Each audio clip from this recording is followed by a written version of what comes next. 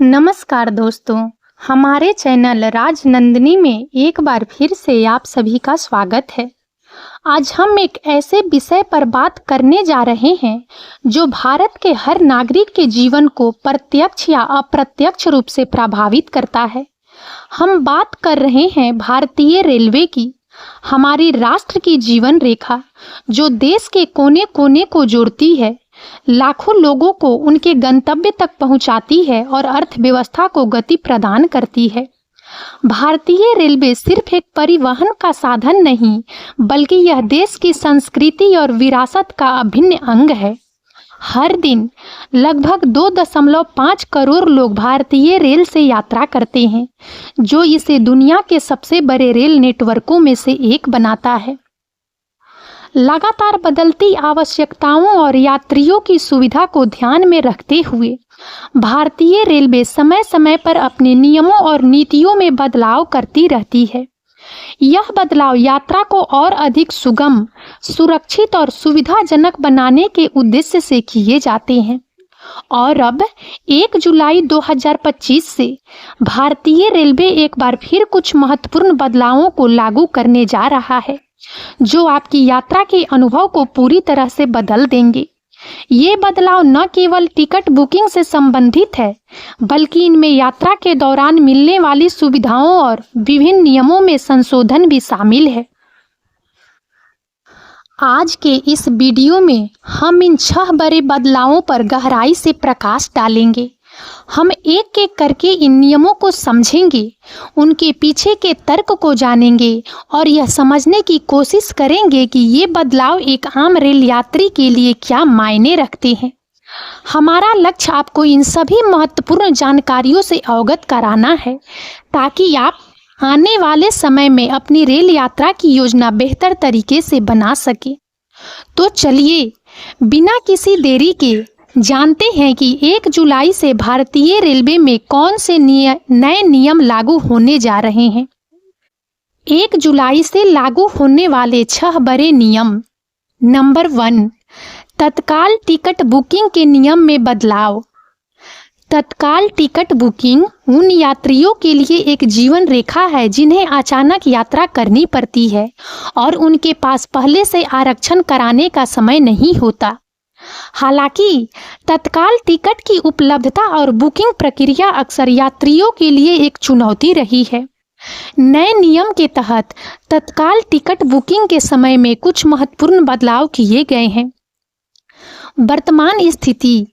वर्तमान व वातानुकूलित तत्काल टिकट की बुकिंग सुबह 10 बजे से शुरू होती है, जबकि शयनयान श्रेणी के तत्काल टिकट की बुकिंग सुबह 11 बजे से शुरू होती है। 1 जुलाई से नया नियम। 1 जुलाई 2025 से तत्काल टिकट बुकिंग के समय में 30 मिनट का बदलाव किया जाएगा। एसी तत्काल टिकट बुकिंग सुबह 10 बजे के बजाय अब एसी तत्काल टिकट की बुकिंग सुबह 10:30 बजे से शुरू होगी, यानी 10:30 से शुरू होगी। स्लीपर तत्काल टिकट बुकिंग सुबह 11 बजे के बजाय अब स्लीपर तत्काल टिकट की बुकिंग सुबह 11:30 बजे से शुरू होगी। इस बदलाव का कारण और यात्रियों पर प्रभाव। यह बदलाव कई कारणों से किया गया है। पहला, यह वेबसाइट और मोबाइल एप्लीकेशन पर सुबह के पीक आवर्स के दबाव को कम करने में मदद करेगा। दूसरा, यह एजेंटों द्वारा अवैध रूप से तत्काल टिकट ब्लॉक करने की गतिविधियों को रोकने में भी सहायक हो सकता है। यात्रियों के लिए इसका मतलब है कि उन्हें अपनी तत्काल टिकट बुक करने के लिए आधा घंटा और इंतजार करना होगा। हालांकि यह उन लोगों के लिए भी फायदेमंद हो सकता है जो तकनीकी कारणों से या इंटरनेट की धीमी गति के कारण पहले मौके पर टिकट बुक नहीं कर पाते थे। अब उनके पास तैयारी के लिए थोड़ा और समय होगा। यह भी उम्मीद की जा रही है कि इस बदलाव से तत्काल टिकट की उपलब्धता में थोड़ी पारदर्शिता आ सकती है। यात्रियों को सलाह दी जाती है कि वे बुकिंग शुरू होने के कुछ मिनट पहले ही अपनी सभी जानकारी तैयार रखें ताकि समय पर टिकट बुक कर सकें। नंबर 2, रिफंड नियम में संशोधन। टिकट रद्द करने और रिफंड प्राप्त करने के नियम अक्सर यात्रियों के लिए भ्रमित करने वाले होते हैं। भारतीय रेलवे ने रिफंड नियमों को सरल और अधिक यात्री अनुकूल बनाने के लिए इसमें कुछ महत्वपूर्ण संशोधन किए हैं।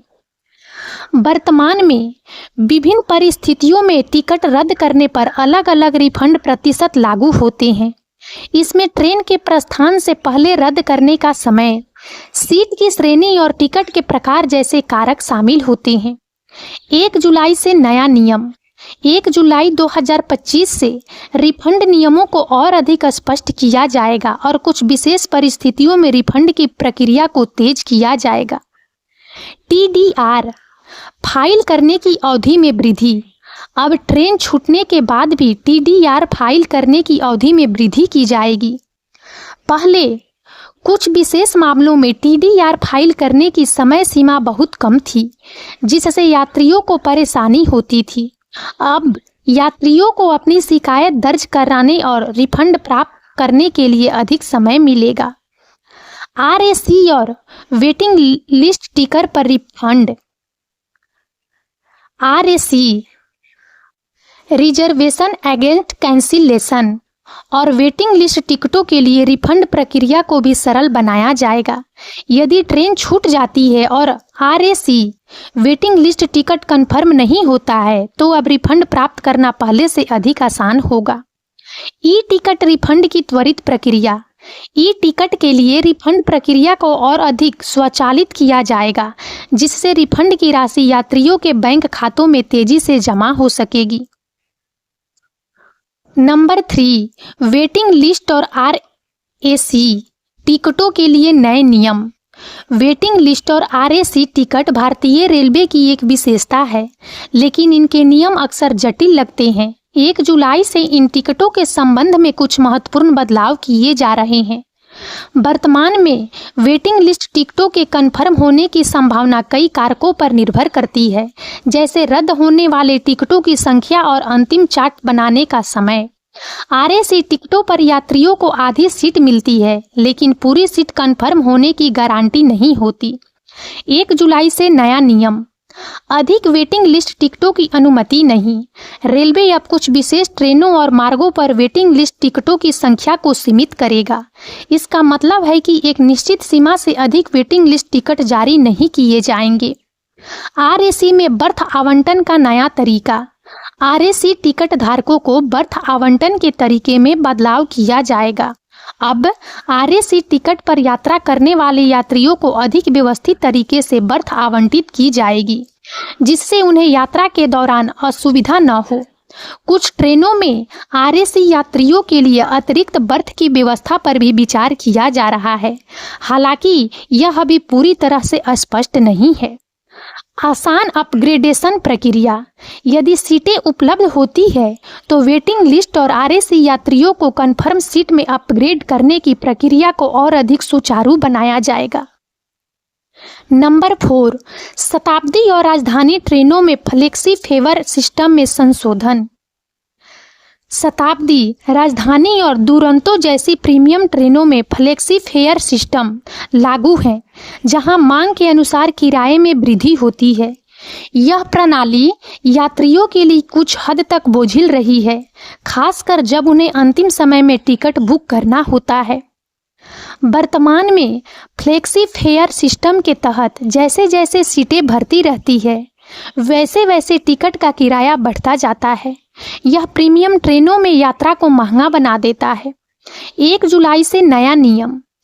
1 जुलाई 2025 से फ्लेक्सी फेयर सिस्टम में कुछ महत्वपूर्ण संशोधन किए जाएंगे, जिसका उद्देश्य यात्रियों पर वित्तीय बोझ को कम करना है। फ्लेक्सी फेयर की सीमा में कमी। फ्लेक्सी फेयर के तहत किराए में अधिकतम वृद्धि की सीमा को कम किया जाएगा। इसका मतलब है कि किराया अब एक निश्चित सीमा से अधिक नहीं बढ़ेगा, जिससे यात्रियों को अत्यधिक भुगतान करने से बचाया जा सकेगा। कुछ सीटों पर फ्लेक्सी फेयर से छूट। यह भी संभावना है कि कुछ विशेष सीटों या श्रेणियों, जैसे अंतिम कुछ सीटें, को फ्लेक्सी फेयर प्रणाली से छूट दी जा सकती है, जिससे यात्रियों को कुछ रियायती दरों पर टिकट मिल सके। त्योहारों और पीक सीजन में विशेष प्रावधान। त्योहारों और पीक सीजन के दौरान फ्लेक्सी फेयर के आवेदन पर भी पुनः विचार किया जाएगा ताकि यात्रियों पर पड़ने वाले अतिरिक्त बोझ को कम किया जा सके। नंबर 5, कोच कंपोजिशन में बदलाव और अतिरिक्त कोच की उपलब्धता। भारतीय रेलवे लगातार अपनी सेवाओं को बेहतर बनाने और यात्रियों की बढ़ती मांग को पूरा करने के लिए प्रयास कर रहा है। इसी कड़ी में कुछ ट्रेनें के कोच कंपोजिशन में बदलाव और अतिरिक्त कोच की उपलब्धता से संबंधित नए नियम लागू किए जाएंगे। वर्तमान में कुछ ट्रेनों में विशेष मांग के बावजूद कोचों की संख्या या प्रकार सीमित होते हैं, जिससे यात्रियों को कन्फर्म टिकट प्राप्त करने में कठिनाई होती है। 1 जुलाई से नया नियम। लोकप्रिय ट्रेनों में अतिरिक्त कोच। रेलवे कुछ व्यस्त और लोकप्रिय मार्गों पर चलने वाली ट्रेनों में अतिरिक्त कोच जोड़ने की योजना बना रहा है। ये अतिरिक्त कोच अस्थायी या अस्थायी दोनों हो सकते हैं, जो मांग के आधार पर जोड़े जाएंगे। इससे यात्रियों को कन्फर्म टिकट मिलने की संभावना बढ़ेगी। श्रेणियों के अनुसार कोचों का अनुकूलन। कुछ ट्रेनों में यात्रियों के मांग के अनुरूप विभिन्न श्रेणियों जैसे AC 3 tier, AC 2 tier, sleeper के कोचों की संख्या में बदलाव किया जाएगा। यदि किसी विशेष श्रेणी की मांग अधिक है तो उस श्रेणी के अधिक कोच जोड़े जाएंगे। नंबर 6, ऑनलाइन टिकट बुकिंग और ऐप में सुधार। डिजिटलीकरण के इस युग में ऑनलाइन टिकट बुकिंग भारतीय रेलवे की एक महत्वपूर्ण सेवा बन गई है। यात्रियों के अनुभव को बेहतर बनाने के लिए ऑनलाइन टिकट बुकिंग प्लेटफॉर्म और मोबाइल एप्लीकेशन में कई सुधार किए जा रहे हैं। वर्तमान में IRCTC की वेबसाइट और मोबाइल ऐप पर कभी-कभी तकनीकी समस्याएं, धीमी गति या उपयोगकर्ता इंटरफेस से संबंधित दिक्कतें आती है, जिससे यात्रियों को परेशानी होती है। 1 जुलाई से नया नियम। वेबसाइट और ऐप का बेहतर यूजर इंटरफेस। IRCTC की वेबसाइट और मोबाइल एप्लीकेशन के यूजर इंटरफेस को और अधिक सरल और सहज बनाया जाएगा। बुकिंग प्रक्रिया को आसान बनाने और अनावश्यक चरणों को हटाने पर ध्यान केंद्रित किया जाएगा। तेज और अधिक स्थिर सर्वर। ऑनलाइन बुकिंग के दौरान होने वाली तकनीकी समस्याओं को कम करने के लिए सर्वर क्षमताओं को अपग्रेड किया जाएगा। इससे वेबसाइट और ऐप अधिक तेज और स्थिर चलेंगे, खासकर पीक बुकिंग आवर्स के दौरान। सुरक्षा सुविधाओं में वृद्धि। ऑनलाइन भुगतान और व्यक्तिगत जानकारी की सुरक्षा को और मजबूत किया जाएगा ताकि यात्रियों को सुरक्षित लेन देन का अनुभव मिल सके। नई सुविधाओं का परिचय। ऐप में कुछ नई और उपयोगी सुविधाओं को जोड़ा जाएगा, जैसे कि रियल टाइम सीट उपलब्धता की बेहतर जानकारी, ट्रेन ट्रैकिंग की उन्नत सुविधाएं और बुकिंग के बाद की सेवाओं तक आसान पहुंच। भारतीय रेलवे लगातार भविष्य की जरूरतों को ध्यान में रखते हुए अपने नेटवर्क का विस्तार कर रहा है और नई तकनीकों को अपना रहा है। हाई स्पीड रेल कॉरिडोर, आधुनिक ट्रेनों का परिचय, स्टेशनों का पुनः विकास और यात्री सुविधाओं में वृद्धि जैसे कई और कदम भविष्य में देखने को मिलेंगे। इन 6 नियमों में बदलाव उसी दिशा में एक और कदम है। तो दोस्तों, यह थे भारतीय रेलवे के 6 बड़े नियम जो 1 जुलाई 2025 से लागू होने जा रहे हैं। इन बदलावों का उद्देश्य यात्रियों के लिए एक बेहतर, अधिक कुशल और सुखद यात्रा अनुभव प्रदान करना है। भारतीय रेलवे लगातार विकसित हो रहा है और यह देश के हर नागरिक की यात्रा को आसान बनाने के लिए प्रतिबद्ध है। और अब इस वीडियो में इतना ही। यदि आप सबको हमारा यह वीडियो अच्छा लगा हो तो प्लीज इसे लाइक करें और ज़्यादा से ज़्यादा शेयर करें ताकि हमारा मनोबल इसी प्रकार से बढ़ता रहे और हम एक से बढ़कर एक ज्ञानवर्धक वीडियो लेकर नियमित रूप से आप सबकी सेवा में उपस्थित होते रहें। और तब तक के लिए बने रहें हमारे चैनल राजनंदिनी पर। हम बहुत जल्द एक नए ज्ञानवर्धक वीडियो के साथ एक बार फिर से आप सबकी सेवा में उपस्थित होंगे। जय हिंद, जय भारत।